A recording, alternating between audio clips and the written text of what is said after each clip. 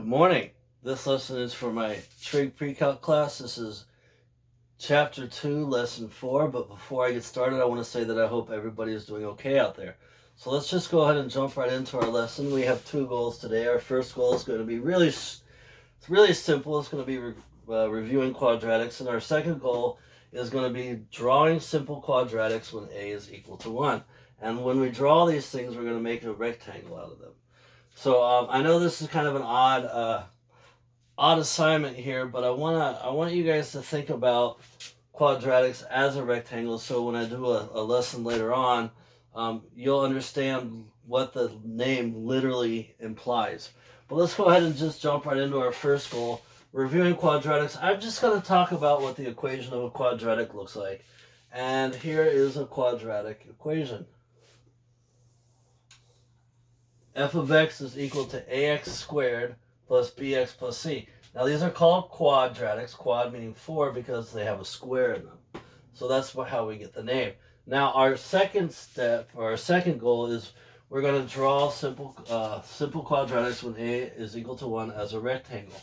So in our problems, we know the value of a. It's always going to be 1 for this lesson. All right, so let's move on to our second goal. Which is drawing simple quadratics when a equals 1 as a rectangle. So basically, what we're going to do is we're going to define quadratics as 3 shapes. An x squared larger square, an x rectangle, and a ones tiny little square. And let me just say that this x squared has a length of x by x. This x rectangle has a length of x by 1. And this little square of 1 has lengths of 1 and 1. All right, and so there's actually a reason why we're going to draw these as a shape, as a rectangle. You'll see. Now, when I draw a quadratic, I like to focus on this number, the c value, first, and you have to make a rectangle out of this value. And you have to draw it in such a way that you're going to be able to create the b value. So the only way that I can actually draw a 6 as a rectangle would be either a long 6, right? 1, 2, 3, 4, 5, 6. 1, 2, 3, 4, 5, 6. That's one way to represent 6. The other way to represent 6 would be like this.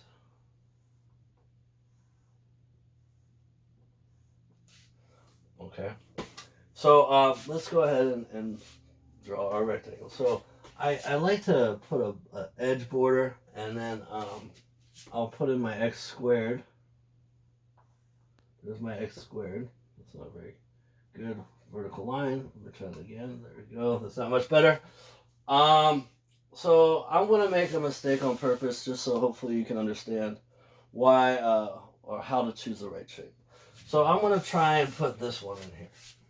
I'm going to drop it so it's just a little bit of a, they're attached by their corner.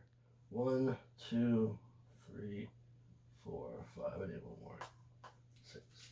Okay, so if I was to make a rectangle out of this, I would have to add an x piece there, and then I'd have to add all these x pieces.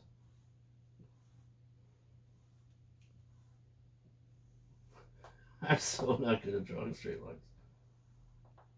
Okay. Now, remember, we wanted 1x squared, which I have. I wanted 6 little squares, which I have.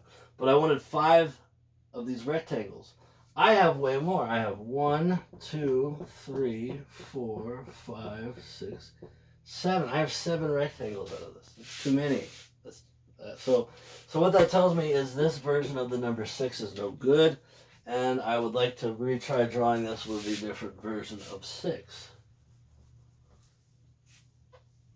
Okay. So let's try this again. Again, I like to start off with the x squared in the top corner. And then I'll put this one so the corners are attached.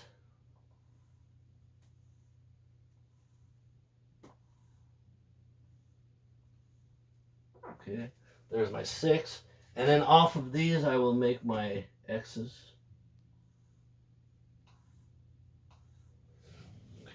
And so now let's just count these up. I've got 6 ones. I have 5 x's. And I have my 1x squared. So this would be the rectangle that I make off of this. Now, let's say you drew it like this, and I'm going to erase this right here. Let's say you started off like this. There's my x squared. And let's say you just put it like this. That's so not good. It would be okay. You're still going to get the same answer. The only difference is you're going to have the 2 x's right here, and you're going to have the 3 ones here vertically. So again, this number, you want to make a little rectangle out of it using your ones. And somehow, some way, you got to have basically coming off the sides 1, 2, 3, 4, 5. So I know that this rectangle is good because if I just count 2 of the sides, I should get that number. All right. And so I do want to point something else out, and this is why we're doing this, and just to get a little bit better of an idea of conceptually of factoring quadratics. Remember, this side here is x, and then this side is 1, and this side is 1, and this side is also x, and then this side is 1, and this side is 1, and that side is 1. So if I was to rewrite this side, it would be x plus 2. And if I was to rewrite this side, it would be x plus 3. And if I just take a second and FOIL it out, I get x squared plus 3x plus 2x plus 6. And I have x squared plus 5x plus 6. So when I write my quadratics as a rectangle, I'm actually finding the side lengths, and when I find the side lengths, I've actually factored my quadratic. So there is a reason why we do this. And again, I want us to think about these things as rectangular in shape, because we are going to have a lesson where I reference a specific shape, and hopefully you see why this process is called what it is called. So again, this concludes our lesson for today. I hope everybody is doing okay out there, and have a good day, everybody. Bye-bye.